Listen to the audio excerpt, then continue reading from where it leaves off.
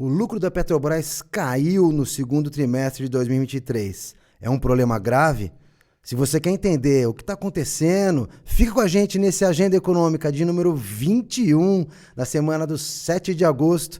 Estou mais uma vez eu, Zeca Ruas, com meu amigo Saulo Abuchedi, e vamos contar um pouquinho para vocês dessas polêmicas que estão aparecendo essa semana e quais são as perspectivas, né, Saulão? Salve, salve, Zeca, salve, salve todos e todas que estão nos assistindo, nos ouvindo. A Petrobras apresentou os resultados do segundo trimestre, né, com uma queda do lucro líquido em 47%, né, Zeca?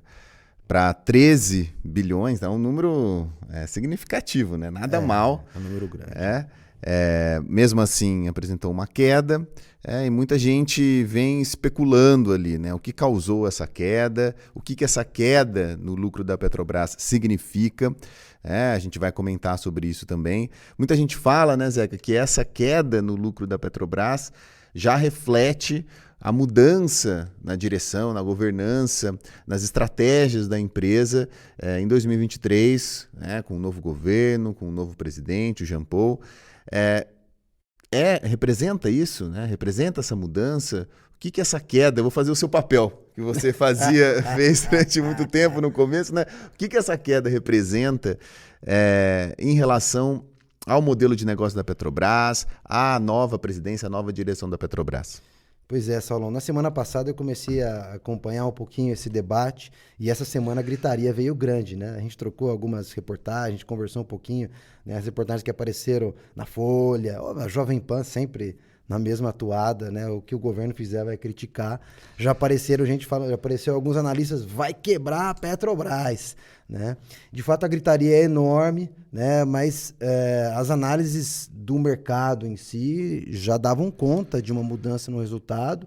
Por quê? Porque os preços de petróleo caíram muito, né? Comparados com os preços médios do segundo trimestre do ano passado, né? A gente sempre tem que fazer, para quem não está acompanhado com análise econômica, a gente tem que sempre fazer esse tipo de comparação com o mesmo trimestre do ano passado para tirar os problemas de sazonalidade, né, que a gente fala. Então, olhando nesse perfil, todas as grandes empresas de petróleo tiveram queda, né? Eu trouxe alguns dados aqui, mas enfim, a pesquisa é extensa, né? A Exxon teve um lucro de 7,9 bilhões, comparado com 11,6 do quarto anterior, né, do trimestre anterior, né?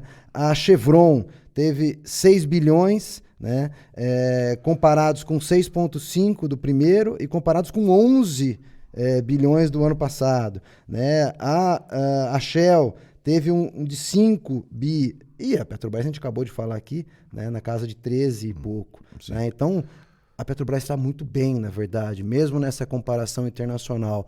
As quedas dessa lucratividade do setor foram todas no mesmo patamar ou um pouco até maiores do que apresentadas na Petrobras. A BP, por exemplo, apresentou ainda uma queda ainda maior. Então, esses são aqui as maiores empresas petrolíferas ocidentais, né? Aquelas que têm dados mais fáceis e abertos, né? Estão todas aqui. Então, não é um problema concentrado na Petrobras. E, de fato, como a gente apresentou, nem é um grande problema. De fato, ainda a Petrobras fez uma lucratividade considerável e ainda distribuiu uma quantidade de dividendos considerável. Então, na prática, eu acho que essa é a primeira constatação que a gente tem que fazer aqui, né? Uma parte da imprensa está fazendo um jogo que eu considero um jogo sujo, porque é um jogo de pouca informação. Ele trabalha com uma informação superficial para tentar fazer uma crítica, uma pequena crise na política de preços da Petrobras, que é verdade, né? Os preços de combustíveis caíram e, de fato, uma parte, né, do setor tem uma crítica a esses preços que estão supostamente ou estão abaixo dos preços internacionais, né? Mas não são eles o principal fundamento da queda da lucratividade da Petrobras. Eu diria que o principal está na queda do preço do petróleo. Tem outros fatores, tem uma tributação à exportação que o governo colocou, tem, obviamente, também o efeito dessa margem um pouco menor na parte de distribuição de refino aqui, né? Mas a composição dessa queda, tá, tem muito mais a ver com o cenário internacional do que com o cenário nacional. Exatamente, né? Então, apesar desses elementos, né, imposto de exportação, né, para compensar a questão das desonerações de 900 milhões, você tem outros fatores, mas que não refletem o que aconteceu, né? O que aconteceu foi uma mudança, né? Um impacto internacional ali, né? no preço da commodity, que acabou atingindo os resultados não só da Petrobras, mas das outras empresas também. E quando a gente observa, né? O resultado das outras empresas, a gente vê também esse comportamento. E tem um outro ponto, né? A Petrobras mudou recentemente a política de distribuição de dividendos, né? Houve uma mudança ali, uma diminuição de 60%, né? Ela distribuía 60% do caixa livre, se não me engano, e agora distribui cerca de 45% desse caixa livre. Essa mudança, teoricamente, afetaria ali os interesses dos investidores, mas, ao mesmo tempo, a Petrobras anunciou uma política de recompra de ações que, por outro lado, beneficia os investidores. Então, ao mesmo tempo que a Petrobras supostamente afeta, né, negativamente os investidores com essa mudança na política de dividendos, há essa medida de recompra de ações, que é uma medida que afeta os investidores no curto prazo. Então, olhando para essa lógica, né, essa mudança na presidência da Petrobras, na direção da Petrobras, nas estratégias da empresa, afeta os investidores, né? Afeta os investidores que estão ligados ali ao preço das ações, à maximização, né, do valor das ações da Petrobras no curto prazo? Não? Eu acho que não, viu, Saulo? Eu acho que, na verdade, quando a gente olha, né, as manifestações que estão aparecendo, eu acho que o fundamental aí não são, né, os interesses dos investidores diretos, porque eu acho que eles foram, comparativamente, como eu mencionei, em relação às outras empresas, a Petrobras ainda segue distribuindo dividendos muito acima do mercado, né? As recompras de ações da Petrobras que foram anunciadas são um pouco menores do que as suas concorrentes, né, as principais líderes globais. Mas quando a gente olha a distribuição de dividendos, né, acima de 10, a Petrobras distribuiu esse ano já quase 20 bi, 19 bi, se não me engano. Sim. Né? As estrangeiras estão todas na casa de 4, 3, né? Somando no ano, quase nenhuma delas chega a 10. Então a Petrobras está muito acima. Então os investidores da Petrobras eu acho que não são os que estão reclamando, né? Mas eu acho que vale a pena a gente trazer aqui um quadro novo aqui, né? Nós vamos hoje apresentar pela primeira vez aqui para você que está vendo a gente no YouTube, né? Um quadro novo que são os dados do Agenda, né? Então a gente trouxe algumas tabelinhas aqui para mostrar para vocês. Acho que a primeira delas, né, Saulo, eu queria que você comentasse aqui. O Wellington, pode botar no ar aí pra gente, né, o quadro 2022. Saulão, o que você fala aí pra gente dessa parte? Quando a gente olha para o acumulado 2022, a gente percebe alguns pontos que a gente já comentou, você comentou aqui no nosso programa. Primeiro é a questão dos dividendos pagos, né? Então, quando a gente olha para a Petrobras, ela está muito acima das outras empresas. E quando a gente olha para os investimentos líquidos, né, a Petrobras está, né, por outro lado, abaixo, né? Só não está abaixo aqui da total, né? Que é 4,07.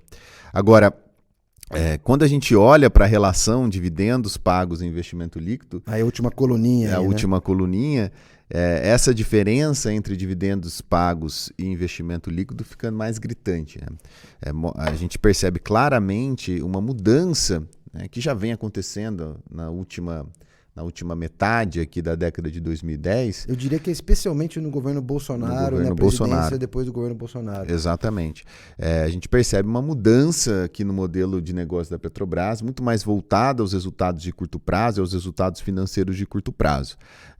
Então, diferentemente do que muitas pessoas falam, né, de que a Petrobras, ela, nos últimos anos, ela recuperou os seus... fez uma reconstrução financeira, né? A gente viu uma reportagem recente, um editorial recente, um grande jornal falando que a Petrobras, que esse resultado da Petrobras no segundo trimestre poderia mostrar, refletir uma mudança na direção e do modelo de negócios da empresa, o que não é verdade, a gente já comentou aqui, e que isso poderia, essa mudança, né, na política da empresa poderia reverter os resultados financeiros frutos da reconstrução da empresa nos últimos anos. Reconstrução entre aspas. O que a gente viu, na verdade, foi uma destruição da empresa nos últimos anos em prol de resultados financeiros de curto prazo, por meio da venda de ativos, fazendo com que a Petrobras focasse somente na exploração, e por meio de uma intenção declarada do governo, né, pela entrevista recente, né, do ex-secretário de Política Econômica do governo Bolsonaro, o Saxida, né, uma intenção declarada do governo de privatizar a Petrobras, desmontar e privatizar a Petrobras.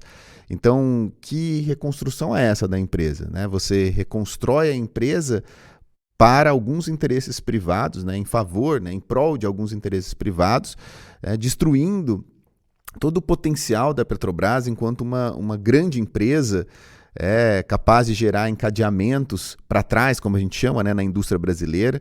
É sempre bom lembrar que a Petrobras gera diversos benefícios, gerou ao longo das últimas décadas, né, diversos impactos positivos para a indústria brasileira, sendo o principal cliente de vários, a gente estava até conversando aqui antes de gravar o programa, né, o principal cliente de diversas empresas aqui, então diversificando, né, a atividade econômica dentro da indústria brasileira.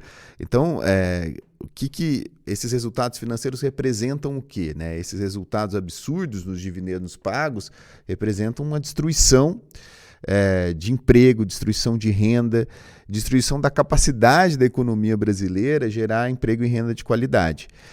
Então, esse é um ponto importante.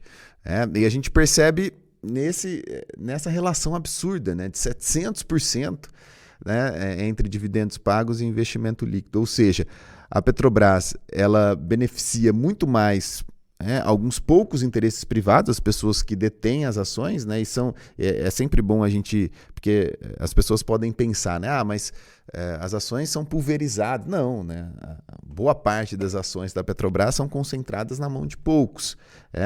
Então, a Petrobras acaba atendendo poucos interesses na distribuição de dividendos em detrimento do benefício de muitos por meio do investimento. Então, essa tabela, né, que inaugura nesse nosso novo quadro mostra exatamente isso.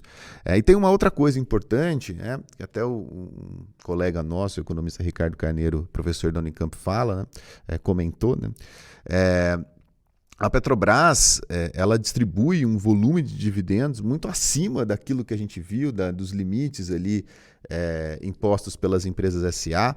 Os padrões das SA brasileiras. Os padrões das SA brasileiras. Então, isso mostra que a Petrobras está indo muito além na política de distribuição de dividendos.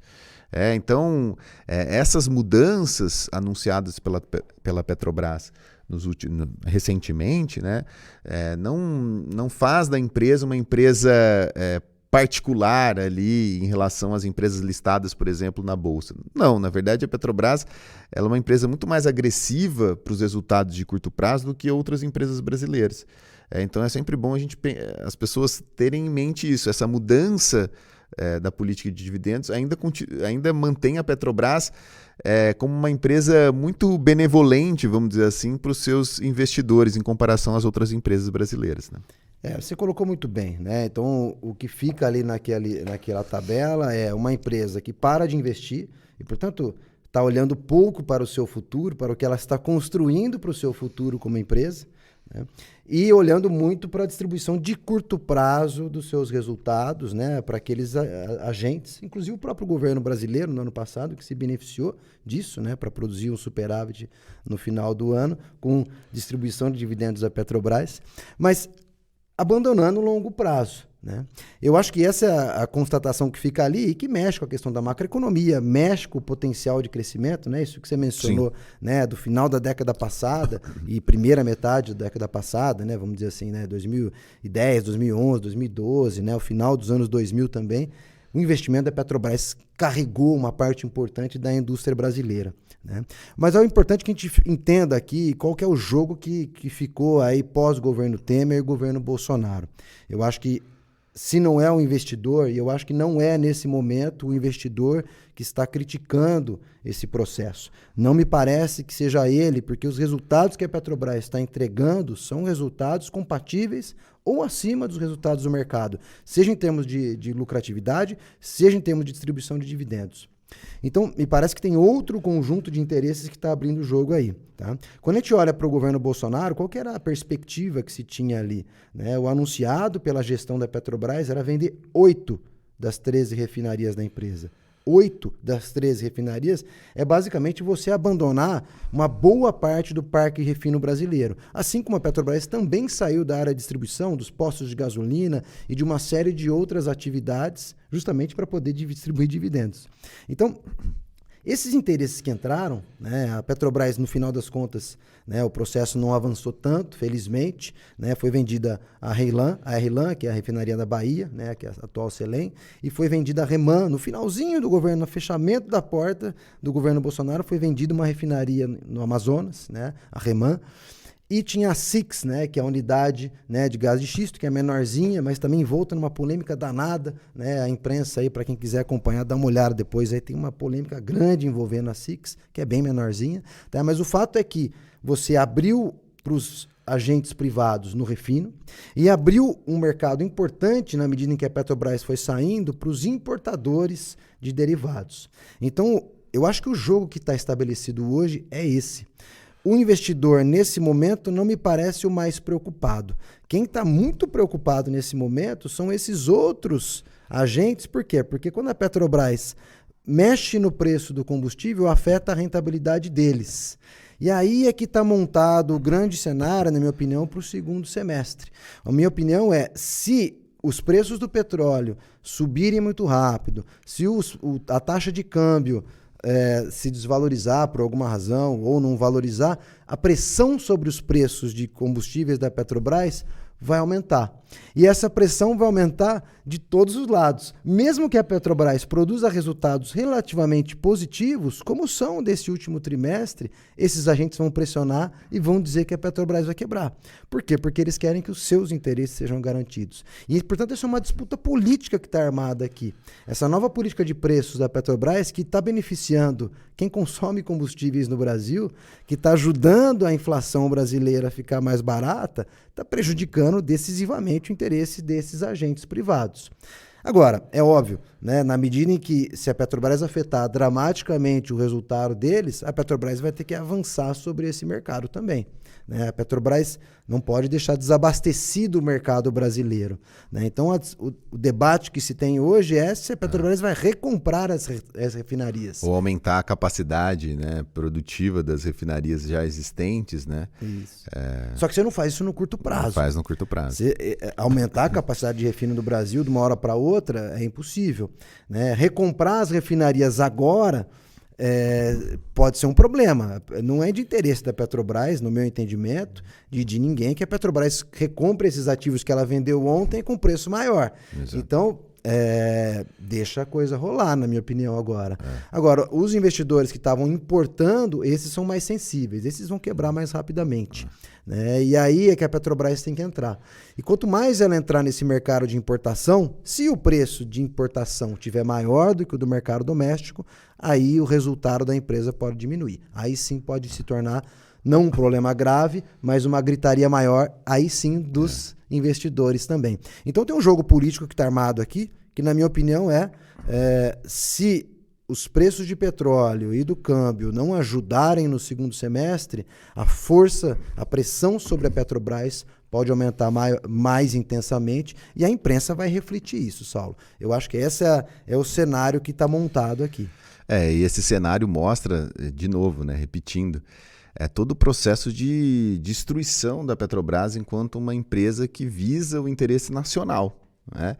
Porque ao restabelecer, né, essa visão nacional, a Petrobras ela está colocando todo o jogo político. Né? Todo o jogo político que a gente já percebeu após esse resultado do segundo trimestre de 2023 é um ensaio dos desafios que a Petrobras vai ter e tem, né, para retomar esse papel de uma empresa que visa o interesse nacional, né, que visa os interesses nacionais de investimento, geração de emprego e renda, enfim, né? Era uma empresa até então visando resultados financeiros de curto prazo, visando o interesse de poucos. Essa passagem, essa transformação, né, com a mudança na direção, acaba implicando diversos desafios políticos, né? E a Petrobras ela tem exatamente esse desafio, né? Que é muito complexo, né? Porque ao mesmo tempo, aí eu vou falar mais da parte macro, né? Porque ao mesmo tempo que você tem essa possibilidade, dependendo da movimentação dos preços-chave, né? Do câmbio e do preço do barril, né? Dependendo desse movimento, se houver uma tendência de crescimento do preço do barril no mercado internacional, ao mesmo tempo com uma desvalorização do câmbio, vai ter uma pressão maior para a Petrobras aumentar o preço aqui no mercado interno. E aí a Petrobras ela vai ter que de alguma maneira, estabelecer um reajuste, né? Um parâmetro, que não, ao mesmo tempo, né? Que não pressione tanto os preços aqui no mercado interno. E eu acho que essa mudança, por exemplo, na política de preço da Petrobras, nesse ano de 2023, mostra uma preocupação da Petrobras justamente também com o peso desse preço-chave, que é o preço do combustível, sobre a economia brasileira. Então, e haverá uma pressão, como a gente já está percebendo agora nessa semana, e a gente percebeu ao longo dos últimos meses, para a Petrobras revelar algo que ela não precisa revelar, né, que é a sua regra de preços. Né? É muito importante que vocês saibam aqui que nenhuma empresa, veja, se tem alguma empresa com um poder de monopólio muito grande no seu setor que anuncia a sua regra de preços. Essa transparência que o mercado pede não é porque o mercado está preocupado com você, que está nos assistindo. Justamente porque o mercado quer mais um elemento político para pressionar a Petrobras, né, para atender os seus interesses. Então a Petrobras, diante desses desafios, né, se houver uma pressão para a subida do preço do combustível, o desafio é subir de maneira tênue, né, subir de maneira mais suave os preços, justamente para não pressionar o consumidor final e também exercendo o seu papel, né, o seu poder de monopólio, né, no mercado de combustíveis no Brasil. Né? Então, a Petrobras tem condições de gerar, por exemplo, aumentos no preço dos combustíveis de maneira suave, a fim de acomodar esses aumentos no custo, né, no preço do barril e com uma possível desvalorização cambial. Não tenha dúvida. E eu acho que o ponto é o preço que o Brasil vai pagar por essa privatização no setor petrolífero, por ter vendido refinarias, por ter aberto um espaço excessivo para agentes privados que não são mais eficientes do que a Petrobras. Uma parte importante desses agentes tem operações menores, tem operações com escala menor, então não são operações que são, do ponto de vista da gestão, né, da oferta de energia brasileira, não são eficientes. Se você tivesse a Petrobras dominando uma parcela maior desse mercado, você poderia fazer mesmo que você tivesse que subir o preço desses combustíveis, você poderia fazer um escalonamento gradativo e na medida em que o preço internacional voltasse, essa volta também fosse mais vagarosa e a Petrobras recuperaria no médio prazo aquilo que ela perdeu nesse primeiro momento. Agora, esse movimento, se a Petrobras faz isso agora, dependendo da intensidade do mercado internacional, ela pode quebrar um agente pequeno desse. E na prática é isso que vai acontecer. Se a Petrobras adotar a política que ela está adotando de maneira perene, né, o que nós esperamos que seja feito, porque de fato isso é bom para o consumidor, isso vai afetar a estrutura do setor petrolífero. Agora, a Petrobras vai ter que voltar para esse setor. Para ela voltar para esse setor, ela vai ter que fazer investimentos nesse setor. Né? Então, ela vai ter que recuperar, reconstruir aquilo que foi destruído nos governos anteriores. Então, esse editorial que você estava mencionando, que não é bem um editorial, parece mais uma matéria paga muitas vezes. Né? Ela incorre em equívocos dramáticos sobre o que aconteceu no setor petrolífero brasileiro. Agora, o que vai acontecer com o preço dos combustíveis? Depende de muita coisa, Saulo. Vai depender aí de como vai caminhar o PEP, né? O PEP reduziu, manteve a redução da produção, né, de 1 milhão de barris dia até setembro. Né? A guerra é muito imprevisível para saber para onde vai.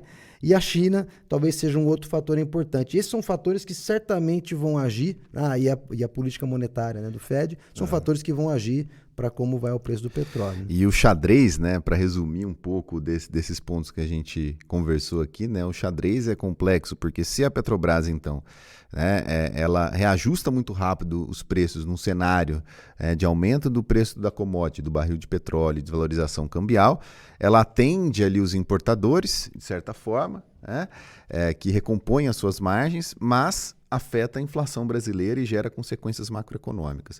Se a Petrobras ela não reajusta, né, ou reajusta muito pouco o preço do petróleo, mesmo com o aumento do preço do combustível, da commodity, né, lá fora, ela acaba quebrando, né, os importadores ou gerando dificuldades financeiras aos importadores, mas gera benefícios macroeconômicos. E, ao mesmo tempo, né, ela quebra os importadores e pode gerar dificuldades financeiras justamente para os seus projetos de investimento, para ela mesma. E um terceiro cenário aqui, né, nesse xadrez, para finalizar, se a Petrobras, talvez essa seja a melhor solução, né, Zeca? Se a Petrobras ela adota uma política de aumentos gradativos e mais suaves no preço do petróleo, ou seja, evitando do combustível, perdão, né? Então, uma política mais gradativa de aumento do preço dos combustíveis ou, né, uma política mais gradativa de reajuste do preço dos combustíveis, ela acaba suavizando essa instabilidade internacional do preço do petróleo, ou seja, gera impactos macroeconômicos menores e, ao mesmo tempo, também não afeta de maneira tão drástica os importadores. Tem até, a gente estava conversando, você estava mencionando, né, Zeca, que os importadores agora, e o pessoal que trabalha com refino no setor privado, que é o fundo de compensação. Né? O fundo de estabilização de preços. De estabilização agora de eles preços. vão querer. Eles querem um fundo de estabilização de preços justamente para eles terem um certo subsídio, né, por conta de possíveis impactos, né, na variação do preço dos combustíveis. Né? E aí fica a última, se voltar esse tema, que eu acho que é um tema que pode voltar no debate público, e aí é importante para quem assiste a gente aqui, fique atento com isso, porque se voltar, a conta pode ir para 2 lugares. Porque como é que vai funcionar esse negócio? Você vai pegar uma parte, esse fundo vai ter um recurso, um dinheiro, que paga para esses agentes quando o preço que a Petrobras estiver praticando fica abaixo do preço internacional. Então, compensa eles. Mas de onde vem esse dinheiro? E aí é que é o X da questão. Ou esse dinheiro vai sair do governo brasileiro, o que obviamente a gente não pode aceitar, porque aí na prática voltamos... É um subsídio. É um subsídio, voltamos ao mesmo problema. Ao mesmo problema. Ou ele vai sair dos exportadores, de um tributo à exportação, que era uma das questões que estavam colocadas. E aí você estabelece uma outra briga, que é a briga entre os agentes que estão trabalhando só na importação e no refino no Brasil, com aqueles que estão aqui só produzindo petróleo, com as grandes petrolíferas, por exemplo. Aí você estabelece uma outra briga, porque a Petrobras está no meio do caminho. A Petrobras, por produzir, refinar e distribuir, ela consegue manejar essa oscilação ao longo do tempo. Esses outros agentes que vão ter problema. E um outro ponto só para finalizar, é só um ensaio, né, Zé? Que é só um ensaio da pressão política que a Petrobras vai enfrentar para retomar o seu protagonismo, né? Para não ser somente uma vendedora de ativos e geradora de resultados no curto prazo, né? E ser uma empresa estratégica para a economia brasileira. Essa é uma tônica, porque o que foi feito, as mudanças, inclusive de governança, lei das estatais, várias mudanças amarram muito mais a gestão e certamente ela vai ter menos fôlego, pelo menos no curto prazo, no médio prazo, para agir como ela agiu no período anterior, que puxou muitos investimentos e o crescimento econômico. Mas aí a gente vai ter que conferir, e esse certamente é um tema que voltará na agenda econômica, porque ele é central para a economia brasileira. E se você quer acompanhar, continue com a gente, continue seguindo. A gente segue crescendo no nosso Instagram, agenda_econômica_BR, Agenda Econômica BR. Siga também o Notas Econômicas no Instagram. Curta e acompanhe, assina o sininho lá no Notas Econômicas no YouTube e fique com a gente. Nós voltamos na semana que vem. Um grande abraço a todos e a todas.